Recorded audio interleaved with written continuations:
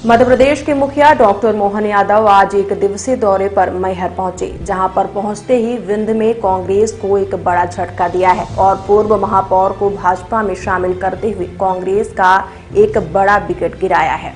दरअसल मैहर में आयोजित सभा के दौरान सतना से 2019 में लोकसभा के प्रत्याशी व सतना के पूर्व महापौर राजाराम त्रिपाठी ने अपने समर्थकों के साथ सीएम मोहन यादव और उप मुख्यमंत्री राजेंद्र शुक्ला के हाथों भारतीय जनता पार्टी की सदस्यता ग्रहण की है। गौरतलब है कि कल राहुल गांधी विंध्य के शहडोल दौरे पर थे। आज इस दौरान भाजपा ने कांग्रेस को विंध्य में एक बड़ा झटका दे दिया है। भागदौड़ के बीच अब सतना में कांग्रेस में अंतरकलह नजर आना शुरू हो गई है।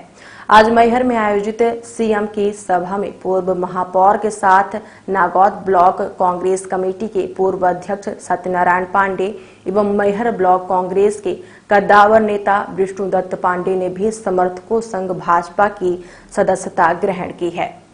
वहीं सभा को संबोधित करते हुए सीएम मोहन यादव ने कांग्रेस पर जमकर प्रहार किया। उन्होंने कांग्रेस पर मुस्लिम तुष्टीकरण के आरोप लगाए और पाकिस्तान के कानून का सरपरस्ती करने का आरोप लगाया।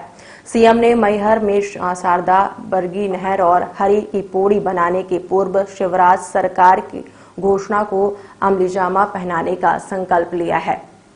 हम आपको बता दें कि मुख्यमंत्री मोहन यादव आज नवरात्रि के पहले दिन मैहर पहुंचे। सबसे पहले मां शारदा मंदिर पहुंची और विधि विधान से मां शारदा की पूजा अर्चना की।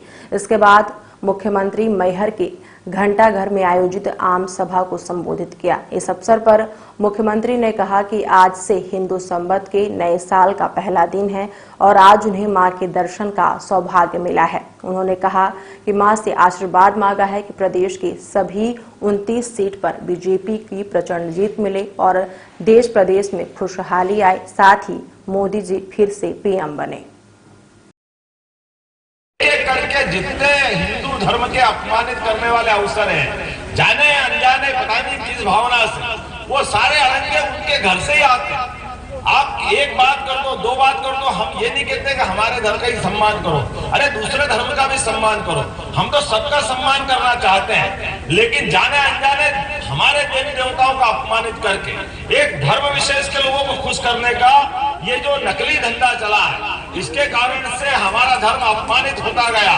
लेकिन हमारे बीच बहादुर नरेंद्र मोदी जैसा नेतृत्व है। जोरदार तालियां बजाओ नरेंद्र मोदी जी के लिए, जिन्होंने क्या कहा कि क्या हिंदू क्या मुसलमान, देश के लिए संविधान सबके बराबर है और उसी के साथ साथ जो सुप्रीम कोर्ट निर्णय कर दे उसका पालन सबको करना चाहिए। जिस विषय को देश की आजादी के पहले हमारे देश का बंटवारा हुआ, कौन चाहता था? मैं समझ सकता हूं कि मुस्लिम समाज के लोग भी नहीं चाहते कि पाकिस्तान अलग हो, लेकिन इसी कांग्रेस ने अपने घुटने टेक करके वो जो संतुष्टिकरण की नीति, तुष्टिकरण की नीति, इसके कारण से देश का बंटवारा माना और उसी के साथ साथ देश की आजादी के समय भी ऐसे कई जीवाणु कीटाणु छोड़ दिए जो धारा 370 के रूप में देश में कलंक के रूप में देखते हैं, जिसके कारण 40-40 हजार देशभक्तों को अपने प्राण की कुर्बानी देना पड़ती है। चाहे हिंदू हो, मुसलमान हो, सेना हो, पुलिस का जवान हो, आम नागरिक हो, पर्यटक हो, ये परेशानी क्यों आई? केवल नीति के कारण आई। केवल उस नीति में ये देखा गया कि धारा 370 के आधार पर हमको मुस्लिम समाज के वोट मिल जाएंगे। धारा 370 छोड़ो, आगे जाकर के मुस्लिम समाज के सामने जब सुप्रीम कोर्ट ने फैसला कर दिया कि हाँ 3 तलाक का कानून खराब है, इसको बदलना चाहिए। अरे सुप्रीम कोर्ट ने जिस निर्णय को कर दिया, सबसे बड़ी मेजॉरिटी में कांग्रेस की सरकार थी, लेकिन दुर्भाग्य के साथ कहना पड़ रहा, एक दिन एक बात करते कि हाँ हम सुप्रीम कोर्ट के निर्णय को लागू करेंगे। सुप्रीम कोर्ट में आज जो दिए गए फैसले का लोकसभा के अंदर कांग्रेस के वरिष्ठ नेता, अभी केरल के राज्यपाल जो उस समय कांग्रेस के नेता थे, उन्होंने इस बात की अपनी तकरीर की, उन्होंने अपनी बात रखी। उन्होंने कहा कि ऐसे कई मुस्लिम देश है जहां पर 3 तलाक लागू नहीं है। केवल पाकिस्तान जैसे देशों को लेकर के चलोगे अच्छी बात नहीं, लेकिन दुर्भाग्य के साथ कहना पड़ेगा जिनने पाकिस्तान बनवाया उन्होंने पाकिस्तान के आधार पर चलते हुए सुप्रीम कोर्ट के निर्णय को बदलने का, मुस्लिम बहनों की जिंदगी को नर्क बनाने का एक गलत फैसला किया।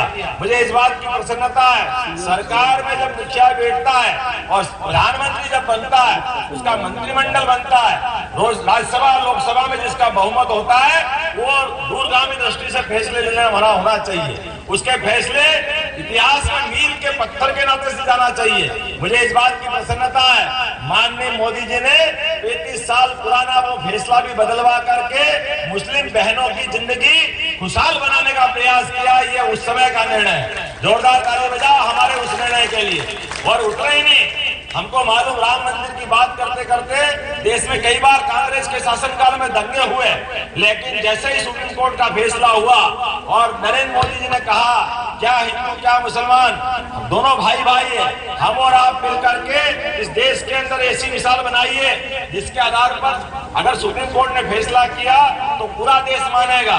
मुझे इस बात की प्रसन्नता है कि मुस्लिम समाज सहित सारे समाज में नेतृत्व माननीय मोदी जी का था। देश में आवाज उनकी थी और धूमधाम से मंदिर का भूमि पूजन भी हुआ। जोरदार तालियां बजाओ। और 2 साल से कम समय में इसी 22 जनवरी को पूरे देश में कोई पत्ता नहीं खड़का और धूमधाम से भगवान राम अपने गर्भगृह में मुस्कुरा रहे हैं। क्या ये वो कांग्रेस नहीं कर सकती थी? लेकिन कांग्रेस जान करके लड़ाना चाहती थी, कांग्रेस भेदभाव करना चाहती थी। और ये इतना ही नहीं, ऐसे कई विषय मैं धन्यवाद देना चाहूंगा। जोरदार ताली बजाओ। और हमारे त्रिपाठी जी का, जिनने कहा कि आज के इस दौर में भारत को दुनिया में भारत का नंबर 1 देश बनाना है, दुनिया में भारतीय संस्कृति की जय जयकार करना है, तो सक्षम नेतृत्व चाहिए, सक्षम नेता चाहिए। इसलिए ये जो चुनाव हो रहा है ये हमारे गणेश सिंह जी का नहीं हो रहा, ये चुनाव नरेंद्र मोदी जी का। जोरदार ताली बजाओ नरेंद्र मोदी जी के लिए, जिन्हें अपने इस देश की सनातन संस्कृति के हिसाब से वही काल वापस लाए। गरीबों के लिए मकान, भूखों के लिए अन्न, सारी की सारी चीजें जिस प्रकार से राजा राम के काल में होती थी। हमारे देश की पहचान ये है कि हमारे यहाँ केवल कोई अकेला खाएगा तो बात नहीं चलेगी। हमारे तो देवी देवता भी उनको भोग लगता है तो बाद में सबको प्रसाद बढ़ता है। आप भी खाओ हम भी खाएं, जियो और जीने दो। ये जो संस्कृति हमारी है, इस उदात्त संस्कृति के बलबूते पे हम चलते हैं। पिछली बार आपने प्रचंड बहुमत से जिताया, आपका आभार मानता हूँ। इसी विधानसभा सहित 17 से जो आपने विजय श्री हासिल कराई, लेकिन आपको निराश नहीं करूंगा। इसी 17 के अंदर माँ शारदा का भव्य लोक बनाने की घोषणा हुई थी और वो लोक बनाया जाएगा। हमारी जो माँ शारदा का धाम नहीं जगमगाएगा तो फिर क्या होगा? हमारा जीना बेकार। अगर यहाँ कुछ विकास नहीं हो जाए, वो पूरा विकास होगा जो आपने चाहा। और बहुत जल्दी बरगी के पानी की नहर भी आएगी और हर की पौड़ी की तरह यहाँ पे भी आप अपने स्नान करने के घाट बना करके वो स्थान बनाए जाएंगे, क्योंकि देवस्थान का आते हैं। अगर स्नान करने के लिए घाट नहीं तो काहे का देवस्थान? इसी प्रकार से विकास के मामले में जो जो आप मांगोगे, समय की कमी, 2-3 बार पर्ची आ गई और राजेंद्र जी ने कहा, माननीय मंत्री बागरी जी ने कहा कि केवल भाई साहब आप ही बोल लो, टाइम कम है, तो आपने सबने इनको परमिशन दे दी ना। ये जोरदार ताली बजा दो हमारे नेताओं के लिए, इनकी भावना आप तक पहुंचा दी है। सबकी भावना इसी प्रकार से है। 2014 में हम 27 लोकसभा जीते, 2019 में हम 28 जीते, एक रह गई थी, वो भी आएगी, लेकिन पुराना भी और अच्छे से आएगी। बोलो आएगी कि नहीं आएगी? आप जरा खड़े होकर संकल्प लो, अगर आने के लिए है तो प्रत्येक व्यक्ति अपने निर्वाचन के दिन तक 26 अप्रैल के लिए इधर भी हाथ खड़े करो और अपने मन में संकल्प करो, एक एक वोट जब तक भाजपा के पक्ष में नहीं डल जाए, नरेंद्र मोदी जी प्रधानमंत्री नहीं बन जाए, तब तक वो हमको शांति से नहीं बैठना। बोलो सब तैयार हो? इधर तैयार हो तो बोले शारदे माता की, भारत माता की, प्रभु रामचंद्र जी महाराज की, गोपाल कृष्ण भगवान की। बहुत बहुत धन्यवाद। भारत माता की जय।